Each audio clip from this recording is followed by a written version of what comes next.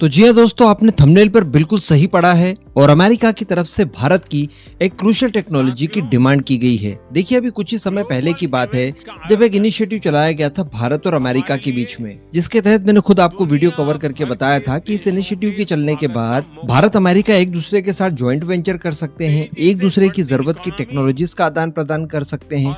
अब जैसे ही मैंने ये लाइन कही तो कमेंट बॉक्स में कई सारे ऐसे कमेंट आए कि देखिए, ये अमेरिका को टेक्नोलॉजी बेचने का एक बहाना है, यानी अमेरिका केवल इस इनिशिएटिव के चलते भारत को टेक्नोलॉजी बेचेगा, क्योंकि भारत के पास जो टेक्नोलॉजी है वो ऑलरेडी 40-50 साल पहले ही अमेरिका अचीव कर चुका है। इस तरह के कमेंट लिटरली आए थे, लेकिन उस वीडियो में भी मैंने सबको जवाब देते हुए कहा था कि नहीं, ऐसा नहीं है और भारत के पास भी कुछ ऐसी टेक्नोलॉजीज हैं जिसके लिए अमेरिका अभी भी स्ट्रगल कर रहा है। और सबसे बड़ी बात यह कि भारत के पास जो टेक्नोलॉजी है और सेम उसी तरह की टेक्नोलॉजी अगर अमेरिका के पास है भी, तो वो इतनी ज्यादा एक्सपेंसिव है कि जितने पैसे में अमेरिका एक प्रोजेक्ट कंप्लीट करता है, उतने ही पैसों में, उतनी ही लागत में भारत कई सारे प्रोजेक्ट कंप्लीट कर सकता है। वैसे मैं आपको बता दूं कि अमेरिका की हमेशा से स्ट्रैटेजी रही है, जिस तरह से आज चाइना को हम लोग देखते हैं कि चाइना टेक्नोलॉजीज को खरीदता है या फिर टेक्नोलॉजीज को चुराता है या फिर उनके साइंटिस्ट को ही चुरा लेता है। अभी कुछ समय पहले मैंने आपको कुछ वीडियोज बनाकर ये भी बताया था कि रशिया के अंदर हाइपरसोनिक मिसाइल प्रोग्राम से संबंधित कुछ साइंटिस्ट गिरफ्तार हुए हैं और इनके ऊपर आरोप यह है कि इन्होंने हाइपरसोनिक मिसाइल की टेक्नोलॉजी दूसरे देशों को बेची है। शुरुआत में अनुमान लगाया जा रहा था कि फ्रांस या फिर नाटो का अन्य कोई देश इसके पीछे साजिश करता हो सकता है, लेकिन बाद में परतें खुली और पिछले साल 2022 के एंड में इस बात का खुलासा हुआ कि दरअसल इसके पीछे चाइना है। तो कहने का मतलब दूसरों की टेक्नोलॉजीज लेकर अपना काम बनाना ये चाइना का मकसद रहा है। इसी तरह की चीजें अमेरिका के साथ भी हुई है। अमेरिका ने थोड़ा सा लीगल वे अपनाया है, बाकी साम दाम दंड भेद ये सारी चीजें अमेरिका भी अप्लाई कर चुका है। आज की ही अगर बात की जाए तो अमेरिका के अंदर 12% साइंटिस्ट भारतीय हैं, 38% बेस्ट डॉक्टर्स जो हैं वो भारतीय हैं। स्पेशली अगर बात की जाए अमेरिका की टेक्नोलॉजी फैक्ट्री कहे जाने वाले नासा की, तो वहां पर 36% तक साइंटिस्ट भारत के हैं, यानी हर 10 साइंटिस्ट में से आपको 4 साइंटिस्ट भारतीय मिलेंगे। ये है भारत की कैपेबिलिटी। भारत के अंदर जो एजुकेशन का स्तर है वो कई फील्ड में बहुत हायर है और भारत के जो स्टूडेंट्स हैं वो अच्छी लाइफस्टाइल, अच्छी सैलरी पैकेज और एक सिक्योर फ्यूचर के लिए भारत में पढ़ाई करने के बाद बाहर फॉरेन कंट्रीज में जॉब करना पसंद करते हैं और इसका फायदा अमेरिका या फिर बाकी के पश्चिमी देश बड़े अच्छे से उठा रहे हैं। वैसे ये मेंटालिटी हमें जल्द से जल्द बदलनी होगी, क्योंकि एक स्टूडेंट को पढ़ाने के लिए वो जितनी मेहनत करता है, उसके पेरेंट्स जितना खर्चा करते हैं, उससे ज्यादा खर्चा गवर्नमेंट को करना पड़ता है।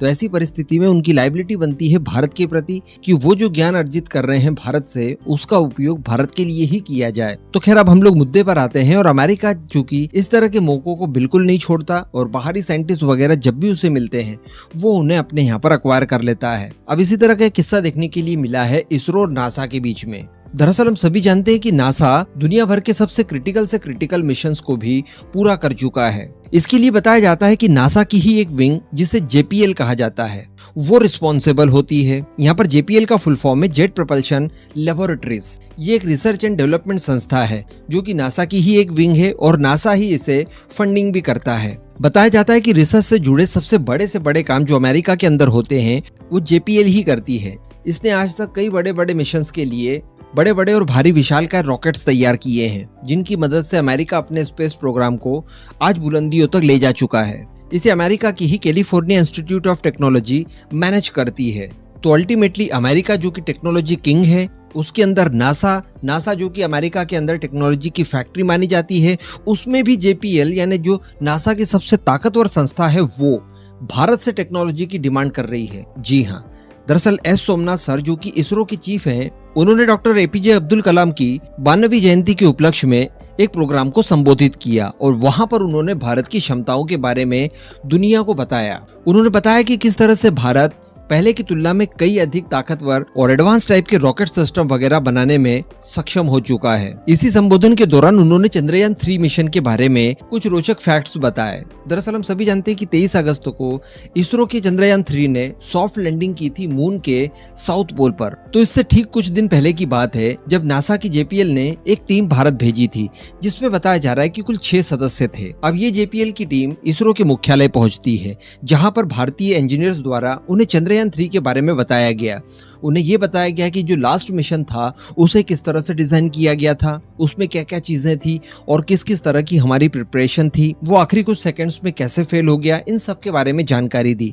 इसके साथ साथ फिर चंद्रयान 3 के बारे में उन्होंने बताया कि हमने किस तरह से इसे डिजाइन किया है, इसमें क्या क्या बदलाव किए गए हैं, इसके टेक ऑफ से लेकर इसके लैंडिंग तक की सारी कुछ प्रक्रियाएं उन्हें बताई। यहाँ तक कि हम लोग किस तरह से चंद्रमा की सतह पर सॉफ्ट लैंडिंग करेंगे, इसके बारे में भी उन्हें जानकारी दी गई। अब दोस्तों ये जो नासा की JPL है, ये मैंने आपको बताया कि अमेरिका की सबसे प्रमुख संस्थाओं में से एक है और बड़े बड़े अचीवमेंट इसके नाम है।